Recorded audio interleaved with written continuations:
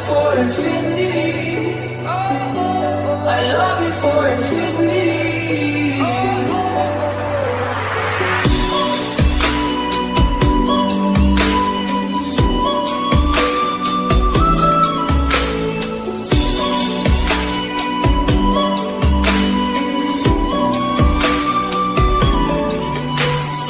তারাপীঠ ভ্রমণের প্রথম পর্বে তোমাদেরকে দেখেছিলাম কিভাবে আমরা শিয়ালদা থেকে মা তারা এক্সপ্রেসে এলাম তারাপীঠ রোডে। তো তারাপীঠ রোড থেকেই কিন্তু শুরু করছি আমাদের তারাপীঠ ভ্রমণের দ্বিতীয় পর্ব। তো দ্বিতীয় পর্বে দেখাবো তোমাদেরকে বামদেবের বসত বাড়ি আটলা গ্রামে যেটা আছে বামদেবের বসত বাড়ি, সেই বসত বাড়িতে দেখাবো। এছাড়াও কিন্তু মা তারার দর্শন করাবো একদম সামনে থেকে। তো চলো শুরু করা যাক তারাপীঠ ভ্রমণে দ্বিতীয় পর্ব। আশা করছি তোমরা ভিডিওটা এনজয় করবে, তো দেখতে থাকো আর সঙ্গে থাকো। বন্ধুরা দেখতে পাচ্ছ এই হচ্ছে কিন্তু তারাপীঠ স্টেশন রোড। তো তারাপীঠের যে স্টেশনটা অপূর্ব সুন্দর, কিন্তু হাওয়া দিচ্ছে যেমন শীতের সকালে, কিন্তু মানে খুবই সুন্দর লাগছে দেখতে। তো তারাপীঠ স্টেশন বা তারাপীঠ রোড স্টেশনের কিন্তু একটা মা তারার মন্দিরের আদলে কি সুন্দর স্ট্রাকচার আছে, সেটাও তোমাদেরকে একটু দেখানোর চেষ্টা করব। আর এই হচ্ছে কিন্তু টোটাল স্টেশন চত্বর।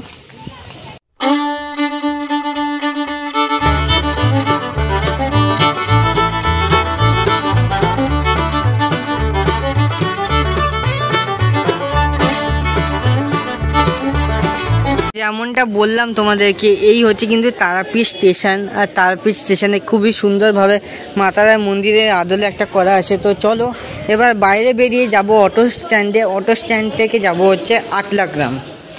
তো ইতিমধ্যে একদম চলে এসেছি তারাপীঠ স্টেশনের বাইরে। এখানে দেখতে পাচ্ছ টোটো আছে, তারপরে অটো আছে, এইরকম অনেক গাড়ি আছে কিন্তু যাওয়ার জন্য।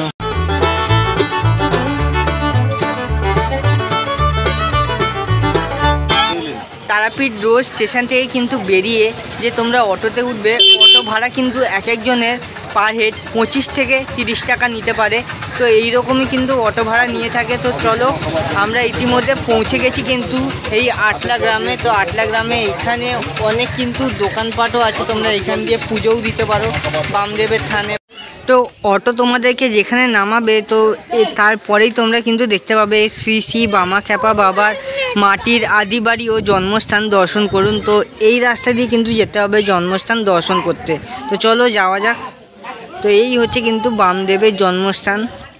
আর এখানে কিন্তু জুতো খুলে প্রবেশ করতে হবে, জুতো পরে যাওয়া নিষিদ্ধ।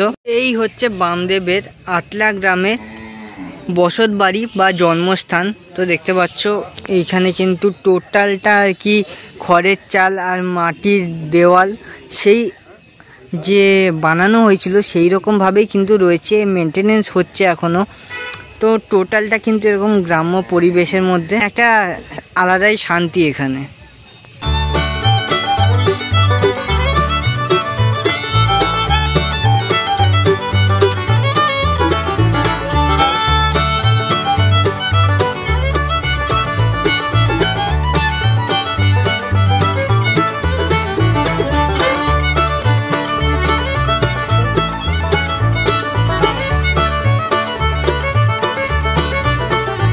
এইখানটা যদি দেখা, এখানে লেখা আছে কিন্তু বামাখ্যাপার আদি জন্মস্থান গর্ভগৃহ। এই হচ্ছে কিন্তু সেই গর্ভগৃহ। তো গর্ভগৃহের ভেতরে মনে হয় ক্যামেরা বা ফটো তোলা নিষিদ্ধ আছে। তো যাই হোক, তোমাদেরকে বাইরে থেকেই দেখিয়ে দিলাম। তো আটলা গ্রামে তো বামদেবের বাড়ি দর্শন করালাম তোমাদেরকে। এবার চলো সরাসরি আপনাদেরকে নিয়ে চলে যাব তারাপীঠ মন্দিরের উদ্দেশ্যে। তো বামদেবের যে বাড়িটা, সেইখানে কিন্তু আলাদাই একটা শান্তি। আর ভেতরে যেহেতু ফটোগ্রাফি অ্যালাউ নয়, তো ভেতরে গেলাম না আমি। আর ভেতরে সেরকম কিছু নেই, বামদেবের একটা স্ট্যাচু আছে বা মূর্তি আছে, তার সাথে কিন্তু বিভিন্ন দেবদেবীর ফটোও আছে এখানে। আর ভেতরে একজন বসে আছেন, তিনি কিন্তু আর কি সবার পুজোর ব্যবস্থা করে দিচ্ছেন বা পুজো দিয়ে দিচ্ছেন। এই হচ্ছে কিন্তু টোটাল এই বামদেবের বাড়ির তথ্য। তোমরা এসে দর্শন করতে পারো বা পুজোও দিতে পারো। বামদেবের বাড়ির পাশেই আর কি আছে একটা মন্দির। তো এই মন্দিরে যতদূর সম্ভব ফটো তোলা নিষিদ্ধ। এই হচ্ছে মায়ের আর কি এখানে বলিদান কার্য সম্পন্ন করা হয়। তোমাদেরকে যদি দেখাতে পারি দেখাই, দেখো ওই যে মা। তো আটলা গ্রামে এসে আমি না জাস্ট দ্বিধায় পড়ে গেছি। এখানেও লেখা আছে বামাখ্যাপা প্রাচীন আদি বাড়ি, এটাও তাই ওটাও তাই, কোনটা আসল আমি বুঝতে পারছি না। যাই হোক, তোমাদেরকে এখান থেকেই তিনটে দেখিয়ে দিলাম, আর ওইটা যেমন তো তোমাদেরকে ভেতরে নিয়ে গিয়েও দেখিয়েছিলাম। তো যাই হোক, চলো এখানে দেখি। তো এই একটা আছে, এটাও কিন্তু আর একটা বাড়ি। তো তারাপীঠ রোড থেকে আমরা এখন চলেছি তারাপীঠ যে বামদেবের মন্দিরে এসেছিলাম, বামদেবের যে জন্মস্থান আটলা গ্রামে, তো সেখান থেকে চলেছি আমরা এখন তারাপীঠ মন্দিরের উদ্দেশ্যে। তো তারাপীঠ রোড থেকে যে দাদাই আমাদেরকে এখানে নিয়ে এসেছিল, সেই দাদাই কিন্তু আবার আমাদেরকে নিয়ে যাচ্ছে এখন মাতারা মন্দিরের উদ্দেশ্যে। তারাপীঠ রোড থেকে বামদেবের বাড়ি আসতে আমাদের পড়েছিল কিন্তু, যেমনটা তোমাদেরকে বলেছিলাম, 25 থেকে 30 টাকা।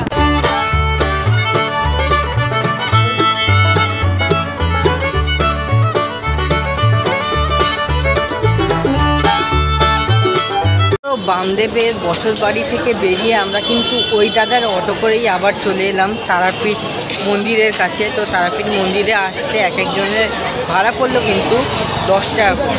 তো এখন চলে এসেছি কিন্তু একদম তারাপীঠ মন্দিরের যে লাগোয়া রোড, যে রাস্তা দিয়ে আর কি মন্দিরের উদ্দেশ্যে যেতে হয়, এই রাস্তা ধরেই কিন্তু চলেছি।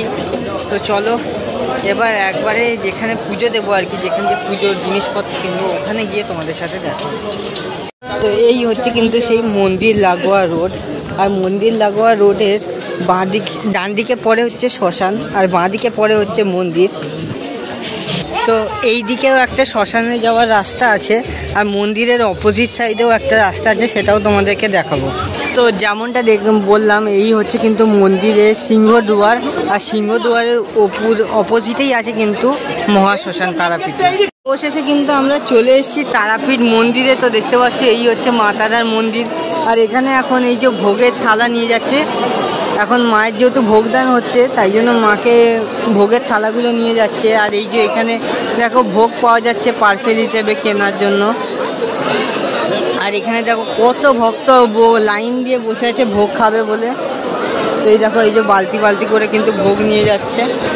তো আমরা এই পুজোর ডালা নিয়ে নিয়েছি, এখন 2টোর সময় খুলবে মন্দির, তো তখন লাইন দেবো। তোমাদেরকে একবার লাইনটা দেখিয়ে দিই। দেখো এই সেই যে ওইখান দিয়ে লোক কিন্তু আসছে এই দিকে, এই যে এইখানে জমায়েত হয়েছে এখন, যেহেতু মন্দির বন্ধ মায়ের ভোগের জন্য। তো ওইখানে গিয়ে কিন্তু আবার সেই ওপরে উঠে কিন্তু লাইন। আর এই হচ্ছে কিন্তু মায়ের দুধ পুকুর, এইখানে আর কি মায়ের সব জিনিসপত্র আর কি, মায়ের যে জল, চানের জল সব নিয়ে যাওয়া হয় মন্দিরের উদ্দেশ্যে। তো চলো এবার আমরা যাই, দেখি আমরা লাইন দেবো না ভাবছি, কারণ কি আমাদের আবার বাড়িও ফিরতে হবে। তো লাইন দেবো না করে কিন্তু অবশেষে দিয়ে দিয়েছি। এদিকে সুশোবন্ধা এখন রেগে ফায়ার যে কী হবে, কতক্ষণ লাগবে। লাগলে তো লাগবে, ঠাকুরের কাছে একটু সময় না লাগলে আর কি লাগবে। আস্তে আস্তে কিন্তু গর্ভগৃহের দিকে এগিয়ে চলেছি, আর কিছুটা ক্ষণের অপেক্ষা, তারপরেই দর্শন পাওয়ার আশা রাখি মায়ের কাছে। তো দেখো কি অবস্থা, কত লাইন। এই যে রাস্তাটা, এই রাস্তাটা দেখো কি সরু।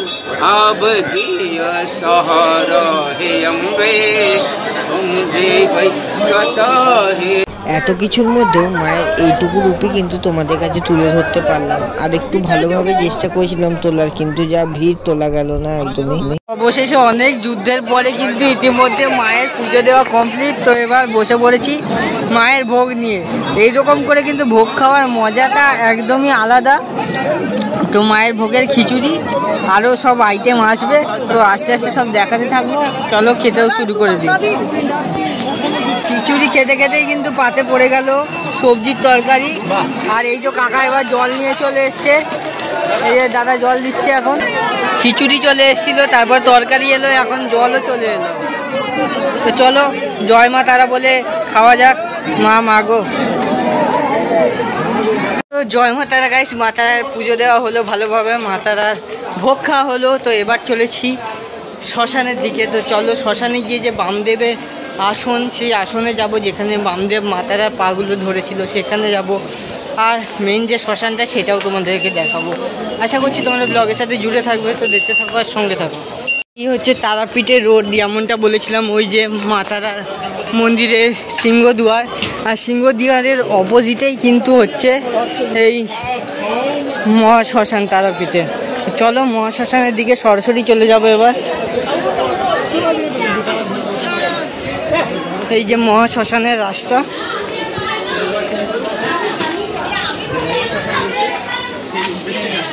তো একদম কিন্তু সরাসরি ঢুকে পড়লাম মহাশ্মশানে।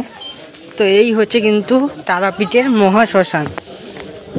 তো মহাশ্মশানে গিয়ে সবার প্রথমে যাব বামদেবের আসনে, আর বামদেব যেখানে মা তারা পা ধরেছিল সেইখানে। তো চলো যাওয়া যাক, ওই যে ওই জায়গাতে যেতে হবে এখন।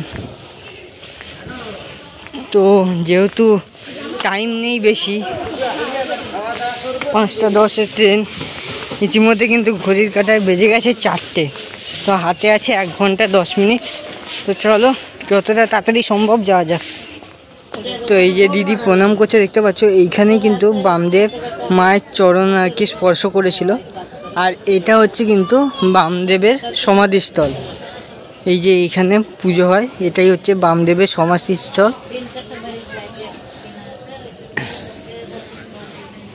দর্শন করে নাও তোমরা। এই যে এটা হচ্ছে বামদেবের সমাধি, এখানেই বামদেবের সমাধিস্থ করা হয়েছিল বামদেবকে। এখানেও লেখা আছে শ্রী শ্রী বামা খ্যাপার সমাধি স্থল বা সমাধি মন্দির। এই যে হাঁড়ি কাঠগুলো দেখছো, এইখানে কিন্তু বলিদান পর্ব করা হয়।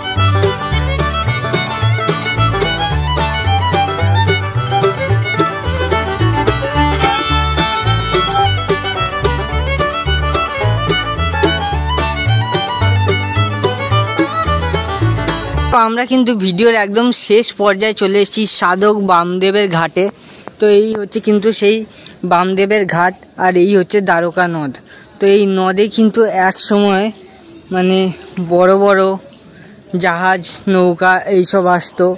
এইখানেই কিন্তু মায়েরকে চান করানোর জল, যে সেই চান করানোর জল নিয়ে যাওয়া হতো মায়ের জন্য। তো আজ সেই নদ একটা খালে পরিণত হয়েছে আমাদের এই আবর্জনা ফেলার জন্য। তো যাই হোক, চলো বন্ধুরা এবার স্টেশনের দিকে যাব আমরা।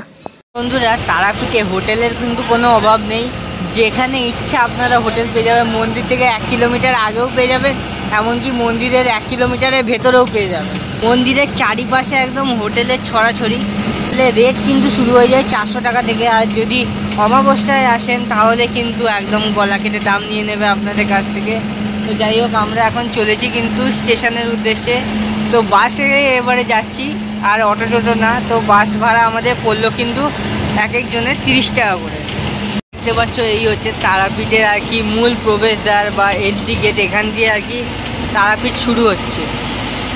তো বন্ধুরা ইতিমধ্যে কিন্তু চলে এসেছি রামপুরহাট রেলওয়ে স্টেশনে। তো এখান থেকেই কিন্তু আজকে আমাদের যাত্রাটা শেষ করতে চলেছি আমরা। তো চলো, ইতিমধ্যে ট্রেন চলে এসেছে, ট্রেনে ওঠা যাক এবার। তো কেমন লাগলো তোমাদের এই একদিনে তারাপীঠ ট্রিপ, তোমরা অবশ্যই কমেন্ট করে জানিও। আশা করছি তোমাদের ভিডিওটা ভালো লেগেছে। তো দেখা হবে এরকমই একটা ছোট ট্রিপের সঙ্গে, নতুন একটা জার্নির সাথে। ততক্ষণ ভালো থাকুন, সুস্থ থাকুন, আর দেখতে থাকুন বং উৎসব।